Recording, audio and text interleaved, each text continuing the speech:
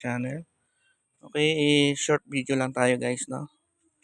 Sa mga TMX 125 Alpha na kung ka nito, mapapansin mo malagitik talaga siya. Kaya naisipan ko maglagay ng Pertua oil treatment. Sobrang tick siya. So tingnan natin kasi yung Pertua daw nakakatulong yan para maiwasan yung metal to metal, nagkakampugan, para maging smooth. Okay? Napanood ko lang sa mga review. Kaya tinry ko, wala nang wala. Itong oil yung ginamit natin. Kahit na anong oil daw, pwede. So, moment of truth. Open natin yung makina. Start. Ayan.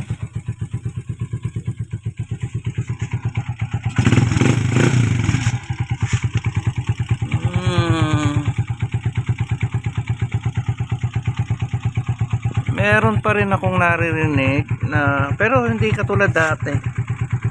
Maganda nga siya. Medyo tumahimik yung makina ko.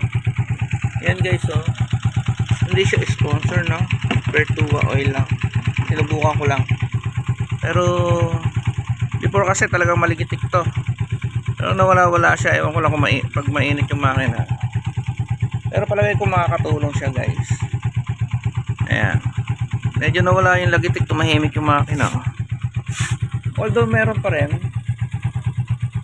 Pero hindi katulad ng dati na sobrang lakas.